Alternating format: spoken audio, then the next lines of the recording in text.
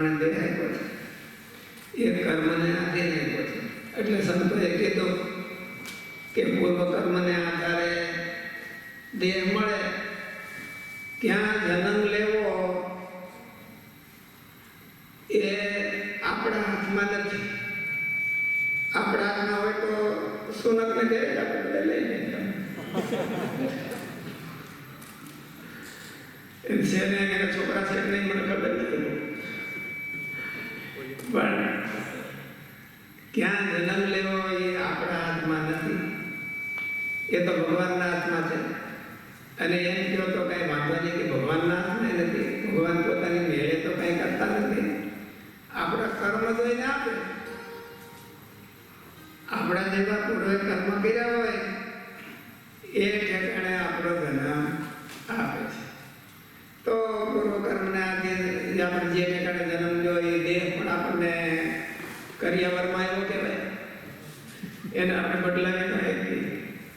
એ દેહ અને કાળ આ બધા પૂર્વકર્મને આધીન પડે. પૂર્વકર્મની અસર તો એના ઉપર છે, તો પણ મહારાજે ના પાડી કે મહારાજ કે પૂર્વકર્મને આધીન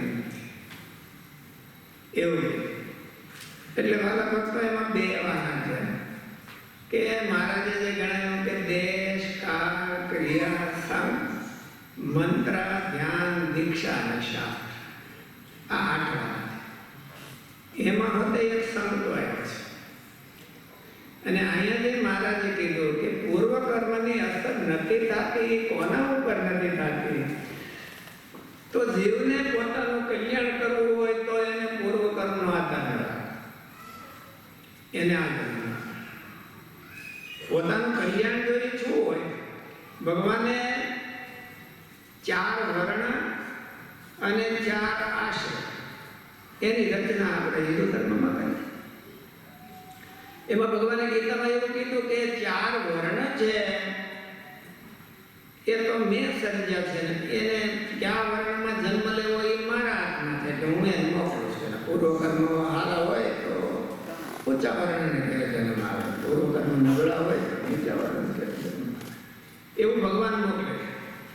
પણ 4 જે આશ્રમ છે, બ્રહ્મચર્ય, ગ્રહસ્થ, વાનપ્રસ્થ અને સંન્યાસ, એ કર્મને આધારે નથી. ભગવાન કોઈને પરાયણે સાધુ આશ્રમમાં મોકલતા નથી. મુશ્કેલી થઈ જતી કે મારે ખાવું નહોતું થઈ ગયા, ભગવાને મોકલ્યા, શું કરવું હવે? એટલે 4 આશ્રમની જે રચના છે એ પૂર્વ કર્માધીન નથી. એ રચના તો શેને આધારે થાય છે? તો કે મુમુક્ષુતાને આધારે. ગ્રહસ્થાશ્રમમાં અને સંન્યાસ આશ્રમમાં બેમાં કારણ શું? તો કે પોતાનો સંકલ્પ.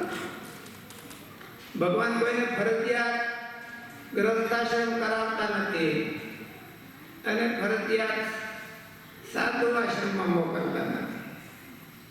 આપણને ઈચ્છા થઈ, ભગવાને વેદોમાં તો એવું કીધું કે કોઈને મેરેજ કરવાની આજ્ઞા આપી નથી. આપણે જૂના જમાનામાં એવું કે એસએસસી બોર્ડ હતો ને, એમાં 2 રીત હતી. તો પહેલી ટ્રાય પાસ થઈ જાય માર્ચ મહિનામાં કહેવાતા, અને પછી બીજી ટ્રાય આપે એ ઓક્ટોબરમાં કહેવાતા. તો ઓક્ટોબરિયા કહેવાતા. ઓક્ટોબરિયા પણ એને ક્રેડિટ નહીં. કોઈ એમ કે હું એસએસસી તમે ક્યાં વર્ષમાં કર્યો? તો કે માર્ચ 24.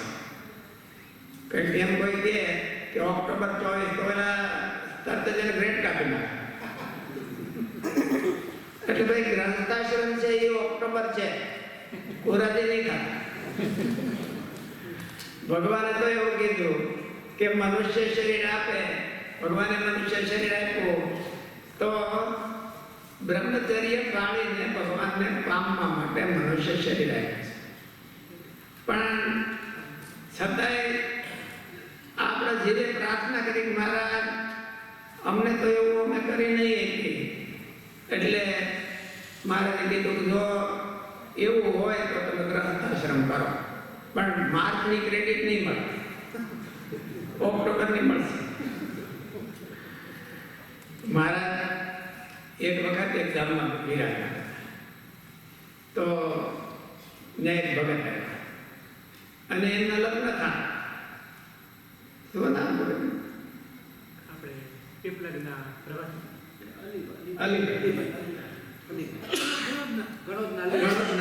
વલી, એટલે એના લગ્ન થતા હતા. વલીભાઈ મુસલમાન હતા પણ મહારાજના આશ્રિત, અને મહારાજ તેને આજુબાજુના ગામમાં બિરાજમાન હતા. એટલે મહારાજે વલીભાઈને ખબર પડી, એટલે વલીભાઈ માથે ઓલું મુસલમાનમાં જે લગ્નના હોય મોડ જેવું બાંધતા છે એ પાછા ગયા મહારાજમાં. મહારાજે વિરોધ કર્યા અને મહારાજ કાંઈ સામું જોયું નહીં, અને જેના કારણે બહુ લખે મહારાજ વાતો જ કરવા માંડ્યા. એટલે મુક્તાનંદ સ્વામી બહુ દયાળુ, મુક્તાનંદ સ્વામી કીધું મહારાજ આ વલીભાઈ છે એમના લગ્ન થાય છે અને તમારા આશીર્વાદ લેવા માટે આવ્યા છે, તો એમને આશીર્વાદ આપો. મહારાજ કહેજો આવા મોટા ભગવાન મળ્યા તો આ જીવને પોણવાનું હોય નહીં. મુક્તાનંદ સ્વામી કે પણ હવે જે હોય પણ મહારાજ તમારે એના આશીર્વાદ દેવા જોઈએ.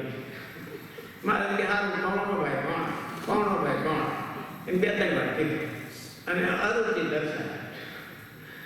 એટલે વલ્લીભાઈને મનમાં એમ થયું કે મારાથી તો ગમતું નથી, પણ એને મનમાં લખી લીધું. પગલા માંડી દીધા એટલે વધારે પછી એને લખી લીધું મનમાં કે સંસાર કરવો છે પણ મારાથી માટે રાજી કરવા છે.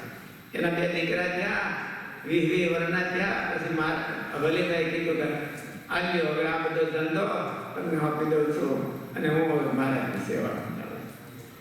એટલે આપણા વેદોએ મનુષ્ય જન્મ છે એ ભગવાન માટે કરવાનો કીધો છે. છતાંય વર્ણવાનો તો આપણને બળબડિયો છે એટલે ના નથી પાડી. આપણને બળબડિયો છે એટલે ના નથી પાડી. એમાં આ બધા આપણે વાળા યુવક મિત્રો બધા આવ્યા છે ભણવા વાળા, એ બધા વાંડા હોય તો ફોટો નહીં લગાડતા. એટલે આપણને ના નથી પાડી એટલું જ છે, પણ આજ્ઞા નથી કરી તમારે કમ્પલસરી પરણવાનું, એવું કોઈને બંધન નથી. કમ્પલસરી ભગવાનના ધામમાં જવું એવી આજ્ઞા છે કે આને આજે ભગવાનના ધામમાં જવું. એટલે મહારાજે કે આપણા શાસ્ત્રોમાં 4 આશ્રમ છે ને એ કર્માધીન નથી, એ ઈચ્છાધીન. આશ્રમો બધા કર્માધીન નથી, એ ઈચ્છાધીન છે. આ બધા સાધુઓ અહીં બેઠા છે. આપણે તો ગુરુકુળમાં 350 સાધુઓ છે. એટલે આ બધા સાધુઓ બેઠા છે. એના ભાગમાં લખ્યું હતું, એના કર્મમાં લખ્યું હતું તો બધી મુશ્કેલી થઈ જાય. અમારે જેમ જેવું થઈ જાય કર્મમાં તો લખ્યું હોય તો, પણ આના કર્મમાં કોઈને લખ્યું નથી. તમારા કર્મમાં ગ્રહસ્થાશ્રમ લખ્યો નથી એટલું લખી લે, પણ તમે ગ્રહસ્થાશ્રમ કરવાના હો તો ઘરવાળા કર્મમાં લખ્યું. કોકને માથા મળે, કોકને વલા મળે, એ કર્મમાં લખે. બદલાવી નથી એકાતા, બદલાવે તો જોતરવા ચામડું લઈ જાય. હવે આપણા જાણીતા એક ભગત છે ત્યાં ઇન્ડિયામાં છે, લગ્ન કર્યા છે ત્યારે તો કરોડ રૂપિયાનો ખર્ચો કર્યો છે, પણ એને છૂટું કરવાનું છું તો કે 3 કરોડ દેવા